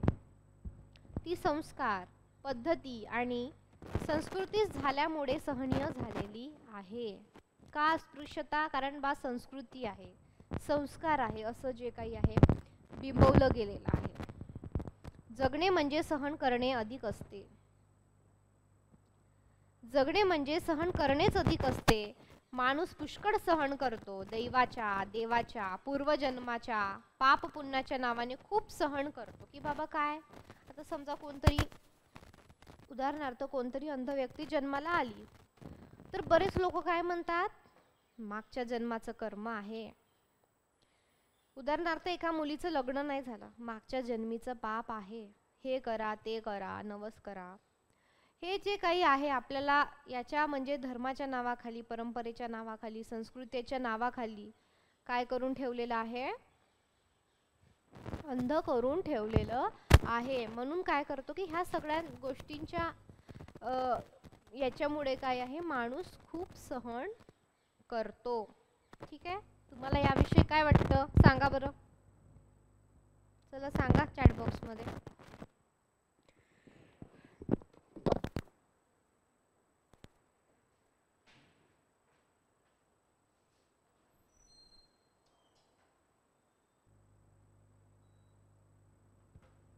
तर आजही विषमतेचे राखणदार आहेत. अनेक भ्रम, अनेक गुंगीची औषधे निर्माण करीतच आहे, कारण त्यांना विषमता टिकवून ठेवायचं आहे. हे ज्यांना कळते आणि ज्यांनी दुःख, दैन्य, दास्य पाहिलेले आहे तेच क्रांतिकारी सामाजिक बांधिलकी मानतात आणि तेच जनतेशी, दलित जनतेशी संबंध होतात आणि स्वतःला सामान्य जनतेच्या बाजूचा आहे असे उद्घोषित करून घेतात, कार्य करतात. मी असाच कार्यकर्ता आहे. मी सगळ्यांना समान मानतो. माणूस महत्त्वाचा आहे, माणूस केंद्रबिंदू आहे, माणूस केंद्रस्थानी आहे. मी असाच कार्यकर्ता आहे, पण लिहिणारा. मला गाणी गातात येतात विषमतेच्या निषेधाची आणि त्यांच्या पुरस्काराची. तो ज्याला वर्णव्यवस्थेत तुच्छ, तिरस्कृत ठरवले होते आणि ज्याला शोषण व्यवस्था चिरडते आहे, मी त्याला माझ्या कला निर्मितीचा नायक केलेला आहे. तुम्हीही त्याला आपल्या विचाराचा आणि देशाच्या सर्व गतिविधीचा नायक मानावे असे मला वाटते. युगाने मानले आहे तसे तुम्हीही मानावे. एवढे झाले की अनेक यश साकार होतील. सौंदर्य माणसात आणि त्याच्या जगण्यात असते. निसर्ग सतत सौंदर्यपूर्ण असतो, माणूस असतो, पण व्यवस्था दुःख, दास्य, कुरूपता निर्माण करते केवळ काहींच्या स्वार्थासाठी. हे लक्षात आले अनलिले की दलित साहित्य होते आणि दलित साहित्य म्हणजे क्रांतित्व सम्यक.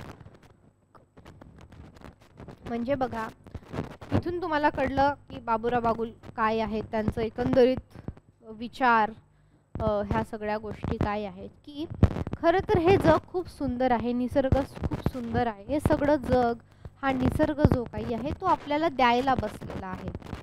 आपण सढळ हाताने घेतले पाहिजे. पण काय, जे सत्ताधारी आहे, ज्यांना सतत सत्तेमध्ये राहायचं आहे, आपला स्वार्थ जो काही आहे हा स्वार्थ ज्यांना भडकवायचा आहे, त्याच्यामुळे ते काय करतात, विषमता ठेवतात, वर्णव्यवस्था ठेवतात, जाती व्यवस्था ठेवतात. आणि ह्या सगळ्यांमुळं काय होतं, आपल्याला काय दिसून येतं की ही वर्णव्यवस्था कशी टिकून आहे. त्याच्यामुळे मी दलित लेखक आहे आणि मी दलित असल्यामुळे दलित पण आणि मी कसं आहे लिहिणारा आहे, मी दलित आहे, मी लिहिणारा आहे आणि त्याच्यामुळे बाबूराव बागुल काय म्हणतात, दलित असणं किंवा दलित साहित्य म्हणजे काय की क्रांती घडवणारं सम्यक असं साहित्य की जो कोणत्याही माणसाला काय ठेवतं, केंद्रबिंदू ठेवतं, केंद्राच्या स्थानी ठेवतं. अशा प्रकारे जो काही आहे बाबूराव बाबुल आपल्याला बोलताना दिसतात. ठीक आहे.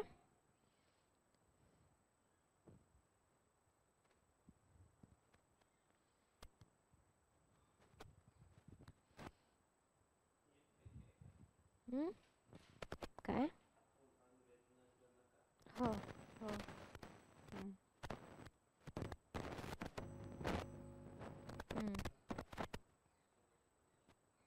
येस.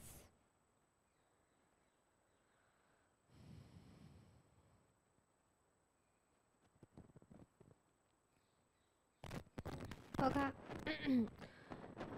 बाबूराव बागुल यांचं स्वगत आहे, आपण ते पाहिलं म्हणजे आपल्याला कळतं की लेखक, दलित लेखक, त्यांची लिखाणामागची जे काही आहे प्रेरणा कशी आहे, दलित लेखक विचार कसा करतो आणि तो ज्या परिस्थितीत राहिला आहे त्याला जे काही अनुभव आलेले आहेत, तर एकंदरीत हा म्हणजे एक व्यक्ती कळाल्यानंतर त्याचं जे काही लिखाण आहे मानसशास्त्रीय दृष्ट्या आपण जर त्याला समजून घेण्याचा प्रयत्न केला किंवा इतर कुठल्याही गोष्टीच्या माध्यमातून आपण त्याला समजून घेण्याचा प्रयत्न केला तर ह्या गोष्टी आहे आपल्याला जनरली त्यामध्ये दिसून येतात. कळलं? तर बघा आयदानचं एक थोडी सुरुवात बघूयात आपण कशी आहे. ठीक आहे.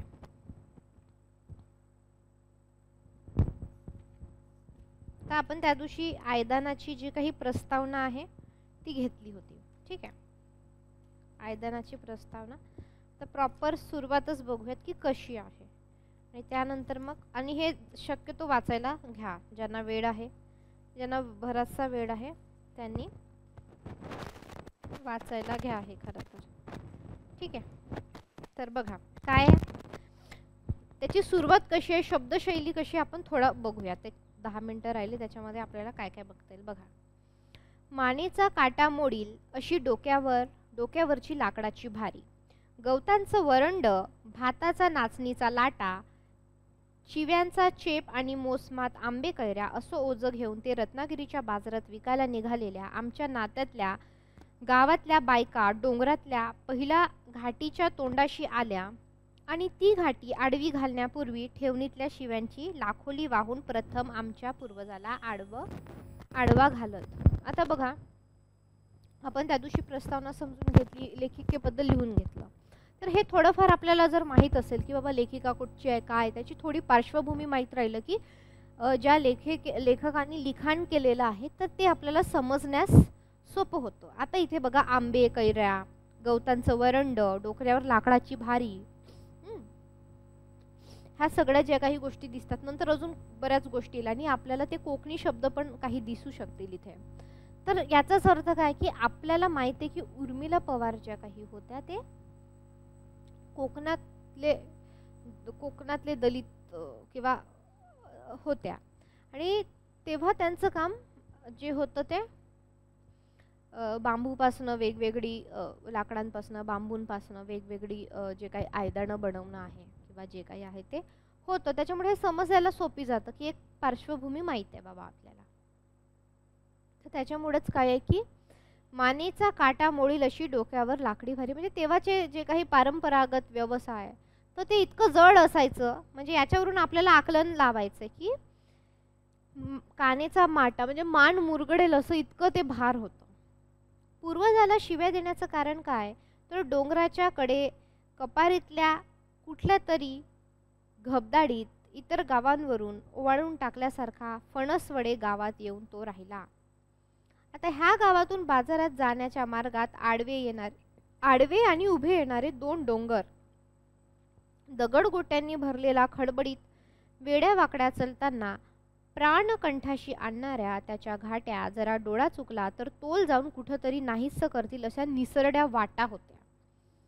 नी त्या घसरत्या उताराशी लहान मोठ्या कोंडी पोटात घेऊन जंगल दऱ्यात पडत जाणाऱ्या 2 नद्या, हे सारं पार केल्यावर पुन्हा शहराकडे जाणारा धुळीनं मातीनं भरलेला लांबच लांब रस्ता प्रत्येक ठेचे गणित पूर्वजांची आठवण द्यायचा.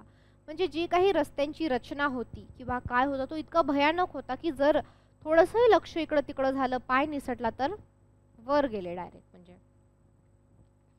ह्या सगळ्या गोष्टी आपल्याला इथं दिसून येतात. म्हणजे पूर्वजांना शिव्या घालायचं, कसं करून ठेवलंय हे सगळं काय, नाही का. तर बरेच जण म्हणतात ना की बाबा आमच्या आज्यांनी काही कमवूनच ठेवलं नाही, त्यांच्या आज्यांनी बघा किती कमवून ठेवलंय. आमच्या आजोबांनी काहीच कमवून ठेवलं नाही, सगळं आम्हालाच करायचं, आमच्या बाबांनी काहीच आम्हाला दिलेलं नाही आहे, प्रॉपर्टी संपत्ती काय. सारखं शिव्या घालणं, रागवणं, हे करत बसणं. तर बघा इथल्या दऱ्याखोऱ्यामध्ये दिवसा ढवळा वाघा बिघांची थरकाप उडवणारी डरकाळी ऐकूयाची. म्हणजे वाघ तर कधी कुणाला ती दिसल्या बिसल्या वदंता असायची. शिवाय येणाऱ्या जाणाऱ्याची विचारपूस करायला आल्यासारखं वाटेवर फिरणारे साप असायचे, घोणस असायचे. चालणाऱ्यांचा जीव मुठीत आणायचे आणि त्या जनावराच्या तीक्ष्ण अनुकुचीदार दातानं हिरव्या करब्या काचेची काटेरी चिखलत घातलेली उघडे वाघडे माड आणि मारावडून शील घालत झेल पाठवत नेणारा वारा आणि तिथल्या बिनखठाड्याच्या विहिरीवर आसरा पाण्यातल्या डाकीनी भूतीनी असं सुरस दंतकथापासून छाती दडपून टाकत. म्हणजे हे सगळं करून झाल्यानंतर ते विकायला दुसऱ्या ठिकाणी जाणं आणि ते जाता जाता मग वाघ, त्याच्या वाटा, दंतकथा वेगवेगळ्या प्रकारच्या की भूत आहे, डाकिनी आहे, चुडेल आहे, अशा प्रकारे हे जे काही वर्णन आहे ते सांगितलेलं आहे. आणि त्यामध्ये बायकांच्या अब्रूचे निघणारे धिंडवडे बायकांचा प्राण कंठाशी आणत. म्हणजे आपली इज्जत जाईल का, आपली कोणी अब्रू लुटेल का, ह्याचा सुद्धा एक भीती जी काही होती ती. पावसाळ्यात तर इथलं आयुष्य पणाला लागायचं बाबा. आभाळ फाटल्यासारखं धो धो धो धो धो कोसळणारा पाऊस, कानठड्या बसणाऱ्या विजा, डोंगरावरून वाहणारे मोठमोठे ओबड, माती धुपून तीक्ष्णपणे दात विचकत वर आलेले दगडगोटे, जोमानं वाढलेली झाडी झुडपं, मातलेलं रान, तुडुंब भरलेल्या नद्या, त्यावरचे क्षणात मोडी पडतील असे कुचके साकं, हे सारं जीवन मरणाचा प्रश्न समोर ठेवायचा. म्हणजे पावसाळ्यात खूप बेकार हालत जी काही आहे ती.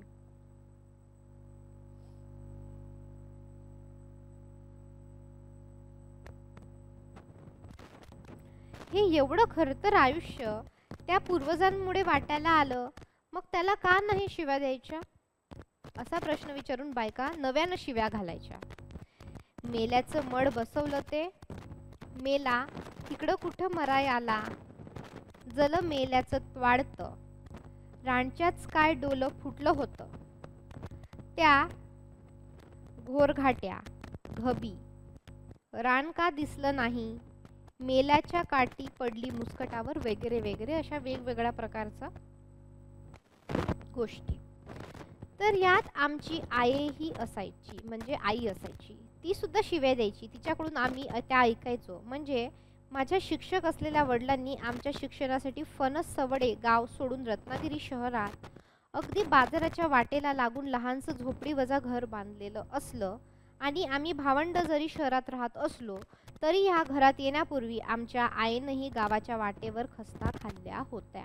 म्हणजे जे काही बालपणाच्या अगोदरचं किंवा बालपणातलं जे काही आहे ते, की आईने सुद्धा, आई पण शिव्या द्यायची, आईने सुद्धा असंच डोंगर इकडं जा तिकडं ये, जीव मुठीत घेऊन जगणं असेल, ह्या सगळ्या गोष्टी. आम्हा मुलांना मात्र आमची गावची प्रचंड ओढ असायची. कोणालाही आपलं गाव आवडतंच. शाळेला कसलीही सुट्टी असली की नदीत डुंबायला, करवंद तोरणं खात डोंगरात हिंडायला आम्ही त्या बाजारकरणीच्या सोबतीनं आमच्या आडगावाकडे पडायचो. मला त्या बायकांचा येता जाता चाललेला गप्पा ऐकायला फार आवडत. अगदी मोकळं ढाकळं असायचं ते बोलणं. त्या बोलण्याला काळ, वेळ आणि ठिकाणानुसार वेगवेगळे स्तर असायचे, लय असायची, रंग असायचे आणि वासही. पहाटे भाऱ्या वरंडी घेऊन गावातून निघताना त्यांचा आवाज जरा ताज्या दमाचा आणि वरच्या पट्टीतला असायचा.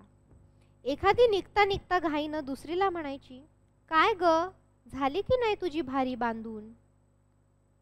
मेल्या, कल का नाही बांधलीस? चल लवकर, उशीर होत आहे. किंवा एखादी उंच आवाजात घरातल्या म्हातारीला सांगायची, बाय, पोराकडं ध्यान ठेव. नदीवर कोंडीत जातील बितील. तिसरी कुणीतरी शेजारणीला गयावया करीत म्हणायची, माझा पोर तापानं फनफनलाय, त्याला नीट वशेत देस हा. आणि उशाखालची इबुत्तर लाव त्याच्या कपालास. मी असं जाता नि असं येता.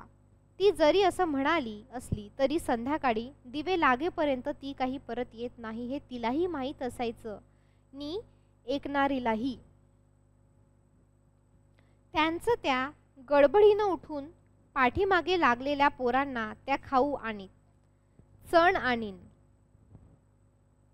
कळतंय, सुका बोंबील आणील असं आश्वासन देऊन पिटाळून लावायचं. म्हणजे वडील किंवा आई समजा बाहेर जात असतील, मी तुला चॉकलेट आणते, हां घरी शांत बस, किंवा टी व्ही बघत बस, मी तुला हे आणणार ते आणणार, अशा प्रकारे. तर त्यांचे सुद्धा की मी तुला काय आणेल, चणे आणेल, मी तुला सुका बोंबील आणेल, तर अशा प्रकारचं खाऊ आणेल बाबा, तर अशा प्रकारचं आश्वासन त्या द्यायच्या. तर अशा प्रकारे ही जी काही सुरुवात आहे की एकंदरीत ह्या भागातल्या स्त्रियांची कशी संभाषणे असायची, ते कशी एकमेकांशी बोलायचं, ह्या पद्धतीने सांगितले आहे. म्हणजे बघा, तुमचा भौगोलिक जो काही स्तर आहे, तुम्ही कुठे राहता, त्यानुसार तुमचं बोलणंही बदलतं. म्हणजे समजा कोकणातले समजा उदाहरणार्थ मासेमारी करणारे स्त्रिया असतील, त्यांचं बोलणं वेगळं असेल. कुठेतरी खाणकाम करणाऱ्या स्त्रिया असतील, कुठेतरी खाणीत जायचं आहे, ते वेगळं असतील. कुठेतरी ऑफिसमध्ये जाणाऱ्या स्त्रिया असतील, त्यांचं बोलणं वेगळं असेल. ते रोजचं जे काही बोलणं आहे हे ह्याला इतरही संदर्भ आहेत, पण त्याचबरोबर काय आहे, भौगोलिक संदर्भ सुद्धा आहे. तर आपण ते आता आयदान बघूयात उद्यापासून, ठीक आहे. तर तुम्ही तुमच्या